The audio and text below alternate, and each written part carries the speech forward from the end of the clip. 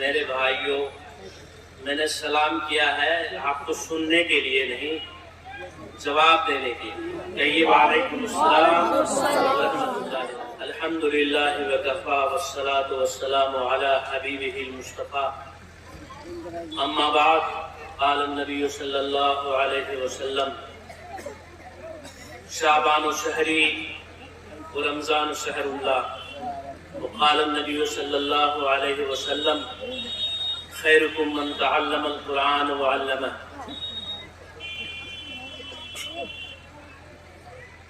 محترم ذی قدر علماء اعظام، اسٹیج پر رونق افروز عزیز حفاظ کرام، نزدیک اور دور سے تشریف لانے والے سامعین محترم، آپ کو معلوم ہے کہ اس جلسے کی فہرست میں جن مقررین کا نام ہے ان میں میرا نام شامل نہیں ہے۔ میں ابھی کئی سمندر پار ایک خلیجی ایریے سے 3 دن پہلے ارریا حاضر ہوا ہوں۔ میرے سندھی محترم الحاج محمد عرفان صاحب، جو پروفیسر عرفان صاحب سے مشہور تھے، وہ اللہ کو پیارے ہو گئے ہیں۔ ان کی تعزیت کے لیے، ان کی اولاد سے تعزیت کے لیے میں یہاں حاضر ہوا۔ اللہ ان کو غریق رحمت فرمائے۔ اسی طرح اس علاقے کے علمی، روحانی اور بافیض عالم دین حضرت مولانا محمد قربان صاحب کو علم ہی نہیں ہوا، بلکہ میں ہمیشہ جب بہار کا دورہ کرتا ہوں، بہار آنا ہوتا ہے تو ان سے اجازت لیتا ہوں، ان کے علم میں لاتا ہوں کہ میں حاضر ہو رہا ہوں۔ اور اسی طرح میرے عزیز دوست ہیں مولانا ابو صالح قاسمی صاحب، ان کے علم میں بھی لاتا ہوں۔ اس لیے لاتا ہوں کہ اس علاقے کے چیدہ علماء اور بافکر علماء اور طرف اور اصلاحی فکر رکھنے والے عالموں میں ان دونوں کو بھی میں بہت خاص پاتا ہوں۔ مجھے حکم ملا حضرت مولانا قربان صاحب دامت برکاتہ کا کہ مجھے اس جلسے میں شرکت کرنی ہے، اور یہاں 8 بچے حافظ قرآن ہو رہے ہیں، تکمیل کلام اللہ کر رہے ہیں، اور 2 بچیاں بھی شامل ہیں۔ تو میں اپنی سعادت، خیرخواہی اور دعاؤں کو سمیٹنے کے لیے بنا جلسے والوں کی دعوت کے میں یہاں حاضر ہو گیا، اور مجھے کچھ لب کشائی کا حکم ملا ہے۔ دوستوں اور بزرگوں، چونکہ میں اس علاقے کا رہنے والا ہوں، مجھے یہاں کی اچھائیاں، برائیاں، ساری چیزوں کا علم ہے۔ تقریباً بہت سی چیزوں کو آپ کو علم نہیں ہے جو مجھے علم ہے اپنے علاقے کا، کیونکہ علاقے کے بچے ہمارے یہاں پہنچتے ہیں ہماچل پردیش میں، سیماچل کے خاص طور پر، تو بچوں کو دیکھ کر، بچوں کی عادتوں اور مزاج کو پرکھ کر اندازہ لگتا ہے اس کے ماں باپ کیسے ہے اور علاقہ کیسا ہے، علاقے کی روانی، دوانی، مزاج، ذوق کیسا ہے، یہ چلتا ہے پتہ۔ اور یہ بھی مجھے پتہ چلتا ہے کہ مدارس اور مکاتب کے نام پر ماشاءاللہ جو جال بچھائے ہوئے ہیں حضرات علماء کرام نے، وہاں کیا ہو رہا ہے؟ بہرحال یہ خوشائن بات ہے کہ آپ حضرات بڑی محنتوں کے بعد تشریف لائے ہیں. جتنے لوگ بیٹھے ہیں، ایک دودھ کی حیثیت ہوتی ہے، ایک دہی کی ہوتی ہے، ایک چھاچھ کی ہوتی ہے، اور سب سے اہم چیز جو نکل کر آتی ہے وہ گھی کی حیثیت ہوتی ہے. علماء نے اشتہارات چھاپے، یہاں کے علاقے مدرسے والے چھاپتے ہیں، اس مدرسے والوں نے بھی اشتہار چھاپا. میکنگ کا سلسلہ شروع ہوا اور پھر مغرب سے عشاء تک میں دیکھ رہا ہوں کہ ندائی لگائی جا رہی ہے، صدائیں لگائی جا رہی ہے آپ کو اکٹھا کرنے کے لیے. اور آپ اکٹھے ہیں کچھ حضرات، اس کا مطلب ہے کہ آپ بہت قیمتی ہیں لوگوں میں، علاقے کے لوگوں میں آپ کی حیثیت بہت قیمتی ہے. اس لیے کہ آپ بیٹھے ہوئے کھڑے نہیں ہیں، ورنہ تو اس علاقے کا مزاج میلے ٹھیلے کا ہے. عورتیں گھروں سے نکل پڑتی ہیں، علاقے کے لوگ مہمان بن جاتے ہیں گھروں کے، جلسوں کے لیے نہیں، گھروں کے. ان کے اہتمام میں مرغ مسلم، مرغے، بریانیاں بنتی ہیں. جلسے کے نام سے طرح طرح کے فائدے حاصل کیے جاتے ہیں. لیکن آپ تو بہت ہی بہتر لوگ ہیں جو بیٹھے ہیں. بہرحال جب بیٹھے ہیں تو دل چاہتا ہے اپنے علاقے والوں سے کچھ گفتگو کی جائے. میرا نام جو مقررین میں آتا ہے وہ ایک بس سنی باتوں کو نشر کیا جاتا ہے، ورنہ میں اسٹیج کا آدمی نہیں ہوں. یہ تو حضرت مولانا محمد قربان صاحب دامت برکاتہ کا حکم ہے، اور میں مانتا ہوں اس لیے کہ روحانی شخصیت ہے، اللہ والوں سے ان کا جوڑ ہے، خود اللہ والے ہیں. کئی بزرگان دین نے ان کو خلافت سے نوازا ہے. میں ڈرتا ہوں کہ اگر ان کی بات نہ مانی جائے تو مجھے نقصان ہو. بہرحال آپ کے سامنے حاضر ہوں. حضرت مولانا مفتی حبیب صاحب نے بھی بہت کچھ کہا میرے بارے میں اور عنوان دیا کچھ بولنے کا. حضرت مولانا مفتی شمس توحید صاحب، انہوں نے آپ حضرات کے سامنے علم و علماء اور قرآن کریم کی عظمت پر بڑا بہتر اشارہ کیا ہے. اور میں تو آپ کا علاقے کا اس لحاظ سے بڑا اعتراف کرتا ہوں کہ کم سے کم ہمارا سیمانچل کا ایریا پورے ہندوستان میں گجرات کے بعد قرآن کریم کی تعلیم کی طرف اور علوم احادیث کی تعلیم کی سیکھنے کے لیے اپنی اولاد کو نزدیک اور دور بھیجتے ہیں. یہ بڑی سعادت کی بات ہے اس علاقے والوں کے لیے، بڑی خوبی کی بات ہے اس علاقے والوں کے لیے. اللہ یہ خوبی کو مزید اس میں نکھار پیدا کرے. دوستوں اور بزرگوں، قرآن کریم کی تکمیل جن بچوں نے کی، سب سے پہلے مبارکبادی دیتا ہوں ان کی ماؤں کو جن کے کوکھ نے ان بچوں کو جنم دیا ہے. شاید ان کی ماں بھی سن رہی ہوں گی. نہایت مبارکبادی کے لائق ہیں ان کی والدہ محترمہ جن کی کوکھ نے حافظ قرآن کو جنم دیا. حضرت عیسیٰ علیہ السلام اپنے حواریین میں تشریف فرما تھے اور حواریین ان کی تعریف میں رطب اللسان تھے کہ کتنی مبارک والدہ ہیں، کتنی عظیم آپ ہستی ہیں کہ اللہ نے آپ کو تاج نبوت سے مالا مال فرمایا.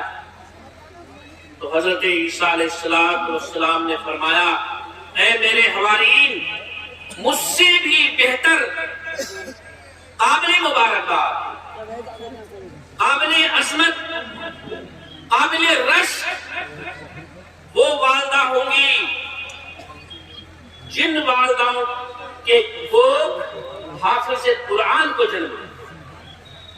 اس لحاظ سے میں اپنی طرف سے حضرت عیسیٰ علیہ السلام کے فرمودات کے حوالے سے اور آپ لوگوں کے حوالے سے ان بچوں کو مبارکبادی پیش کرتا ہوں اور ان کی والدہ کو۔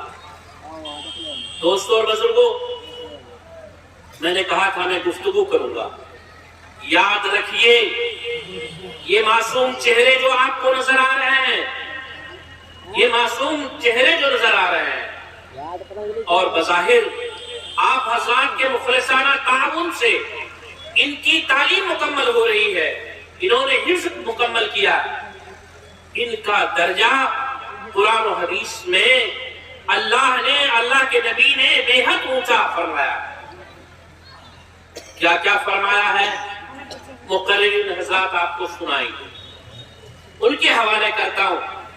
میں ایک واقعہ غیر مسلم کا نقل کرتا ہوں جو میں نے اپنی تالیف امیدوں کا چاغ میں نقل کیا۔ وہ واقعہ یہ ہے کہ پنڈت نول کشور نام کا ایک بڑا ہندو اس ہندوستان میں نہیں پیدا ہوا تھا، پاکستان میں پیدا ہوا تھا، اور موت ان کی ہندوستان میں ہوئی۔ ان کا واقعہ سناتا ہوں۔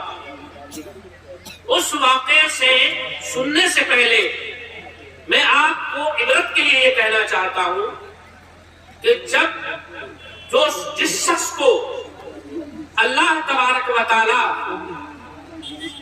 ایمان کے بغیر صرف ظاہری قرآن کریم کی عظمت کی وجہ سے چلنے سے دنیا میں بچایا،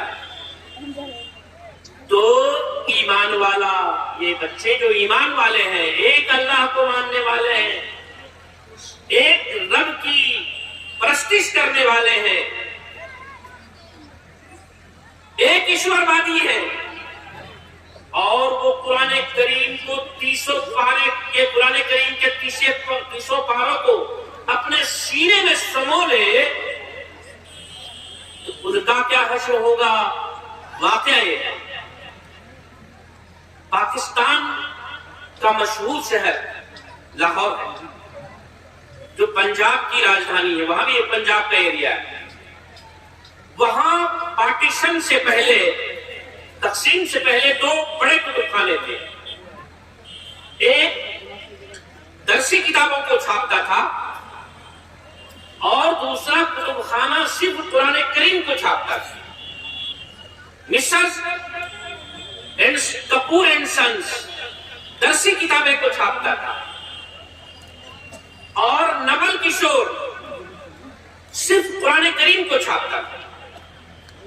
آپ کی توجہ چاہوں گا کہ نوعیت یہ تھی کہ پنڈت نول کشور جی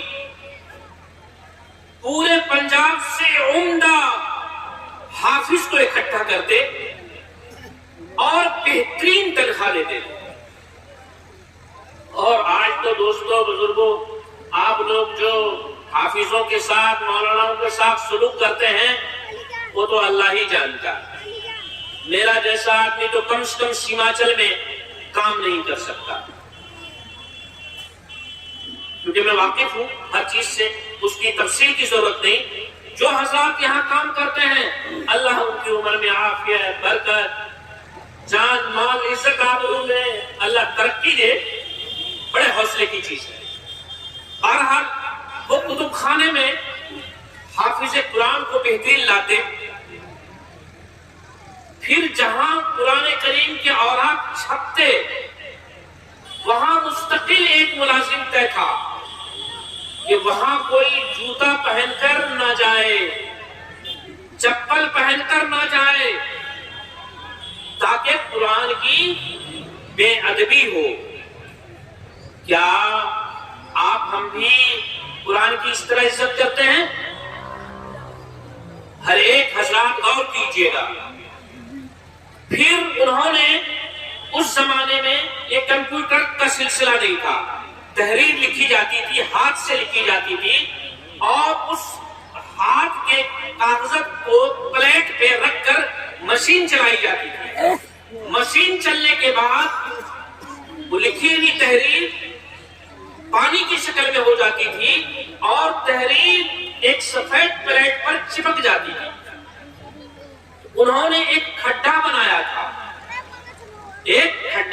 تھا کہ وہ پانی اس کھڈے میں جائے اور جو ورق قرآن کریم کا پھٹا پرانا ہو جائے ان کو اکٹھا کر کے دفن کر دیا جائے.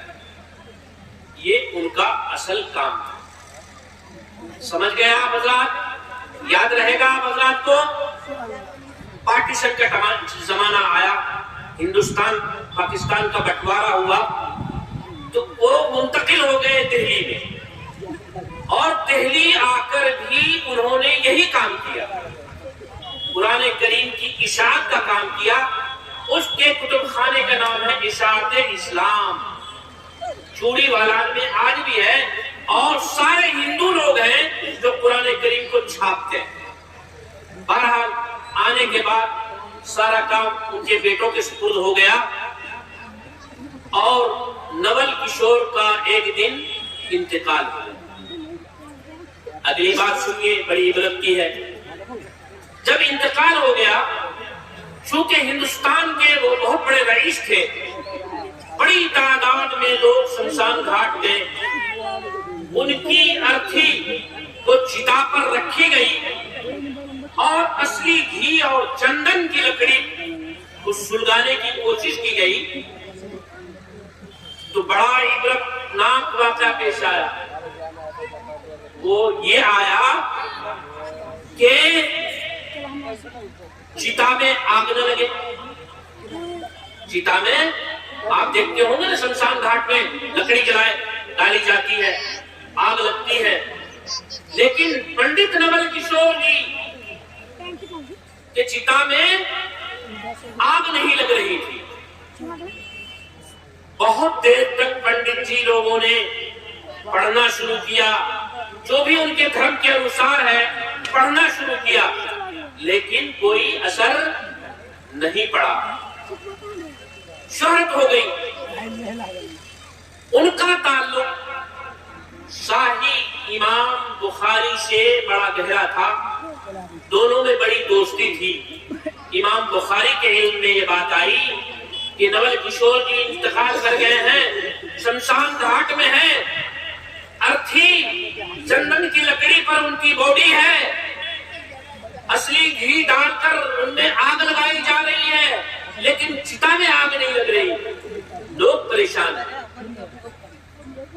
دوڑے دوڑے امام بخاری عبد الرحمت اللہ علیہ ہو گئے, وہ تشریف لے گئے اور انہوں نے مجمع کو خطاب کیا اور کہا, اے لوگو, ہندو بھائیو, میری ان سے براہ راست دوستی تھی اور ان کی خوبیاں یہ تھی, انہی خوبیاں, قرآن کی عظمت, قرآن کا احترام, قرآن حفاظ کرام کا احترام, حافظوں کا احترام, بہترین تنخواہ دے کر قرآن کی تصحیح کا کام کرانا. یہ سب پنڈت نول کشور کا یہ عمل اور کرتب رہا ہے. اس لیے ان کے پریجن, ان کے بیٹے, رشتہ دار اور ہندو بھائیوں, جو شخص قرآن کی عزت کرے گا, قرآن کا احترام کرے گا, ان کا کفن میلا نہیں ہوگا. جب کفن میلا نہیں ہوگا تو قبر کے کیڑے مکوڑے کی بھی کوئی حیثیت نہیں کہ حافظ قرآن کے جسم میں ٹچ کرے, اور دوزخ کی بھی ہمت نہیں کہ حافظ قرآن کے جسم میں آگ لگائے اور جہنم اس کے قریب جائے. ایسا نہیں ہو سکتا. اے لوگوں, چونکہ نول کشور نے قرآن کی عزت کی ہے, اس لیے آگ دنیا میں نہیں لگے گی. آگ لگنے کے بعد ان کا جسم ننگا ہو کر دوسروں کے لیے, دوسروں کی دوسرے ان کی اعضاء کو نہیں دے سکیں گے, ان کے جسم کو نہیں دے سکیں گے. اے لوگوں, سب سے بہتر یہ ہے کہ ان کو دفن کیا جائے۔ چنانچہ ان کی تاریخ میں ہے کہ سب سے پہلے ہندوستان میں جو ہندو دفن کیا گیا وہ پنڈت نول کشور۔ بزرگوں اور بھائیوں، یہ وہ مبارک بچے، یہ وہ مبارک بچے ہیں، انشاءاللہ جہنم کی آگ اسے ٹچ نہیں کرے گی اور انشاءاللہ جہنم میں یہ نہیں جائیں گے۔ تو یہ تو حافظوں کا مسئلہ ہے، یہ تو بچوں کا مسئلہ ہے۔ آپ کیا مریں گے نہیں؟ کیا ارادہ ہے؟ بولیے، آپ کی ہماری موت نہیں ہونے والی ہے؟ بولیے زور سے، ہونے والی ہے۔ تو میں ذیل میں ایک بات بتا دینا چاہتا ہوں، آپ بھی حافظ بن جائیے۔ ذرا ہاتھ اٹھائیے، بنیں گے حافظ یا نہیں؟ جلدی سے اٹھائیے، بڑی اور باتیں کرنی ہے مجھے۔ تو آپ بھی حافظ بنیے، سادہ سا طریقہ۔ آپ یہ ارادہ کر کے آج اٹھیے کہ ہم ٹیوشن پڑھیں گے مولانا سے، حافظ سے۔ اور یہ ٹیوشن پڑھیں گے اور 1 آیت 2 آیت 3 آیت روزانہ پڑھیے مسجد میں جا کر، اور ارادہ کر لیجئے کہ مجھے حافظ قرآن بننا ہے، کیونکہ حافظ قرآن جنتی ہوتا ہے۔ تو جنت جانے کا ارادہ ہے یا نہیں؟ یا جلنے کا ارادہ ہے؟ نعوذ باللہ۔ تو آپ ارادہ کر لیجئے، آج قسم کھا لیجئے آپ کہ ہم حافظ قرآن بنیں گے۔ اور اگر آپ یاد نہیں کر سکتے، قرآن یاد نہ ہو خدا نہ خواستہ، تو مسئلہ ہے کہ نیت، حدیث شریف ہے کہ نیت کا اعتبار ہوتا ہے۔ آپ نے حافظ بننے کا ارادہ کر لیا اور حافظ نہیں ہو سکے اور انتقال کر گئے، تو انشاءاللہ روز محشر میں حشر کس کے ساتھ ہوگا؟ حافظ قرآن کے ساتھ کریں گے بھائی انشاءاللہ العزیز۔ ایک اور بات بتانا چاہتا ہوں، ایک مفتی صاحب کی بات بتانا چاہتا ہوں۔ دارالعلوم دیوبند ایشیا کی سب سے بڑی اسلامی یونیورسٹی ہے، اور وہاں کی تعلیم، تربیت، ان کی تاریخ، وہاں کے فارغین کی حیثیت دنیا میں روز روشن کی طرح ہے۔ وہاں کے صدر مدرس کوئی چھوٹے موٹے تو نہیں ہو سکتے، شیخ الحدیث بھی کوئی چھوٹے موٹے عالم نہیں ہو سکتے۔ حضرت مفتی سعید احمد پالنپوری رحمت اللہ علیہ کا واقعہ ہے۔ یہ سب باتیں تو نہیں بتلاتا ہوں، یہ تو بڑے بڑے عالم دین بیٹھے ہیں، یہ تو بخاری شریف کے حوالے سے بات کریں گے انشاءاللہ، قرآن کریم کے حوالے سے بات کریں گے، کرنا بھی چاہیے، وہی اصل ہے۔ لیکن میں اوپر کی باتیں بتلا رہا ہوں کہ چھٹ۔ حضرت مفتی سعید احمد پالنپوری، غور سے سنیے، خود حافظ قرآن تھے۔ جب ان کی شادی ہوئی تو انہوں نے اپنی بیوی کو حافظہ بنایا۔ 11 لڑکے پیدا ہوئے، 3 لڑکیاں پیدا ہوئی۔ 11 بچوں اور 3 لڑکیوں کو اکثر حصہ ان کی والدہ محترمہ نے حفظ کرایا، اور بیٹے کو حافظ بنایا اور بیٹی کو حافظہ بنایا۔ سن لیا آپ نے؟ دیکھ لیجیے کیسا مرد تھے وہ، کیسا شوہر تھے وہ، کیسی بیوی تھی ان کی، کیسی والدہ تھی ان کی، کہ اپنے بیٹے اور بیٹیوں کو حافظہ اور بیٹوں کو حافظ بنایا۔ کتنی مبارک ہے تھی ان کی ماں۔ اس کے بعد یہیں تک بات ختم نہیں ہوئی، جب لڑکوں کی شادیاں کرائی اور بہو جو آئی خداؤ تو اکثر حافظہ نہیں تھی۔ حضرت مفتی سعید احمد پالنپوری رحمت اللہ علیہ نے شرط لگائی تھی کہ اپنی بہو سے 3 سال تک کوئی گھر کا کام نہیں لیا جائے گا، اور 3 سال تک وہ گھر کا کپڑا صاف نہیں کرے گی۔ مجمع میں کوئی مرد ہے، کوئی شوہر ہے، کوئی سسر ہے बहू के लिए इतनी फराखी उनके दिल में हो। यहाँ तो चूल्हे से छुट्टी नहीं होती, चूल्हों से छुट्टी नहीं होती। और इस चूल्हे पर तशरीह करूंगा तो आप लोग नाराज हो जाएंगे, क्योंकि फिर वो मेडिकल की बात भी आएगी कि आप मेडिकल के लिहाज से आपके स्वास्थ्य, आपकी शरीर, आपकी हैसियत क्या है।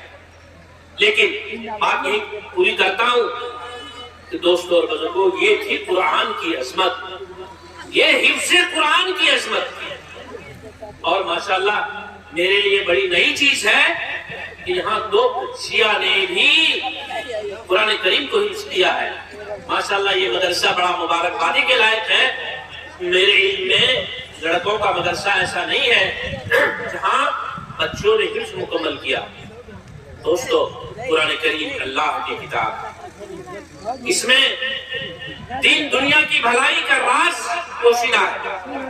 इसमें आखिरत की कामयाबी के नुस्खे बताए गए हैं और दुनिया की कामयाबी के तरीके बताए गए। एक छोटा सा वाक़या बता दूं। अमेरिका में, चलो भाई मैं मारना थोड़ा आगे। अमेरिका में एक हॉस्पिटल में एक वाक़या अजीब अनोखा पेश आया। ये मॉडर्न लोग भी बैठे हैं तो मैंने सोचा उनके टेस्ट की बात कर दें। 2 डिलीवरी केस आए वहां। 2 औरतें आई जिनकी विलादत, बच्चे की विलादत हुई वहां। एक औरत ने लड़के को जन्म दिया और एक औरत ने लड़की को जन्म दिया। वहां के कायदे के मुताबिक जब विलादत हो जाए तो मां का नाम बच्चे के नाम के साथ लिखकर एक फीके पर हाथ में बांध दिया जाता है। ये तो अमेरिका के रिवाज है कि वहां पासपोर्ट में बाप का नाम नहीं आता, मां का नाम आता है। यूरोप में, अमेरिका में और गैर इस्लामी ममालिक में ऐसा है। अब शायद यहां भी कानून बन गए, बनते जा रहा है, क्योंकि आवारगी, नंगापन, बेहयाई, टेलीविजन, मोबाइल, सड़कों की रौनक, जलसा की रौनक और बेपर्दगी, बेहयाई, ऐसा लगता है कि हमारे खित्ते में पर्दे का हुक्म कुरान में नाज़िल ही नहीं है। नौज़ुबिल्लाह, इतनी बेपर्दगी है। अभी इस जलसे में भी जितने आप तशरीफ फरमा है उससे 4 गुना वहां बाजारों की रौनक करेगी। और बहुत से जलसों के बारे में मुझे मालूम है, क्या बताऊं मैं खुल के, शादियां भी हो जाती हैं, शादी के तरीके भी इख्तियार किए जाते हैं। इसलिए मैं उलमाए किराम से अपील करता हूं इस इलाके का, रात के जलसों का रिवाज को खत्म कीजिए, ये सही नहीं है। दिन में बड़े बड़े जलसे होते हैं, सियासी जलसे होते हैं, वो कामयाब और जलसे होते हैं। क्या कामयाबी के लिए रात भी काफी है? ये गलत है। पीर तरीके हजरत मौलाना मोहम्मद तलहा साहब रहमतुल्लाह अलैह सख्त खिलाफ थे रात के जलसों के। बहरहाल दोस्तों और बुजुर्गों, बात ये है कि अब डॉक्टर को, जो मेडिकल ऑफिसर थे, वो उस दिन मौजूद नहीं थे। अब मसला पैदा ये हुआ कि ये लड़का किस औरत के हवाले की जाए और लड़की किसके हवाले की जाए, ये मसला पैदा हुआ और उनको जवाब देना था ऊपर के डॉक्टर को। तो परेशान थे। उसमें एक मिस्री मुस्लिम डॉक्टर था बैठा हुआ। तो मेडिकल ऑफिसर ने पूछा कि ये मसला तो बड़ा अहम हो गया कि लड़की किसके हवाले करें और लड़का किसके हवाले करें। मैं कुरान का इजाज बतलाना चाहता हूँ कि कुरान क्या चीज है और उसको इन बच्चों ने हासिल किया। दोस्तों और बुजुर्गों, मिस्री डॉक्टर ने कहा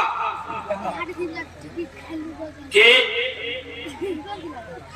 मिस्री डॉक्टर से कहा, अमेरिकी डॉक्टर ने, अमेरिकन ने, कि तुम तो ये बतलाते हो कि कुरान बड़ी मोहतरम किताब है, दीन दुनिया की सारी बातें उसमें बताई गई हैं, सारे मसाइल का हल उसमें है, तबीन और तशरीह कुरान में है, तो अब तुम बताओ कि अब हम क्या करें। مصری ڈاکٹر نے کہا بلا شبہ قرآن کریم میں دین دنیا کی بھلائی اور سارے مسائل کا حل ہے، لیکن مجھے تھوڑا ٹائم چاہیے۔ انہوں نے کہا کہ میں مصر جامع ازہر جا رہا ہوں، جانے کی اجازت دی جائے، اور وہاں بڑے بڑے عالم دین موجود ہیں۔ چنانچہ اس معاملے کے حل کے لیے مصری ڈاکٹر نے جامع ازہر کا سفر کیا، اور آج قرآن سیکھنے کے لیے بڑے بڑے جو بزرگ بیٹھے ہیں، جیسا میں نے آپ کو کہا کہ آپ کو قرآن سیکھنے کے لیے جانا ہے تو بہت زیادہ دلچسپی نظر نہیں آئی۔ وہاں ایک مسئلے کے حل کے لیے امریکہ سے مصر جا رہا ہے ڈاکٹر، اور جا کر مصر میں جا کر وہاں کے شیخ سے یہ مسئلہ پیش کیا۔ انہوں نے کہا اس مسئلے کا حل تو میرے پاس نہیں ہے، میں ڈاکٹر اور طبیب نہیں ہوں، لیکن قرآن کریم کی ایک آیت ہے، وہ یہ ہے وَلِلذَّكَرِ کیا ہے بھائی مِثْلُ حَظِّ الْأُنثَيَيْنِ، کہ ایک مرد کو دو عورت کے برابر حصہ ہے، ایک مرد کا حصہ دو عورت کے مقابلے کا ہے۔ اس لیے تم اس آیت کو سمجھو۔ ڈاکٹر نے کہا کہ میری سمجھ میں کچھ بات آ گئی، جو آپ نے قرآن کی آیت پڑھی ہے۔ وہ لوٹ کر امریکہ آئے اور ہاسپٹل میں گئے اور ڈاکٹر سے کہا کہ دونوں عورتوں کے پہلے باڈی سے دودھ لیا جائے، نکالا جائے، انجیکشن سے دودھ نکالا جائے، اور دودھ نکالنے کے بعد لیبارٹری میں بھیجا تو دیکھا کہ ایک عورت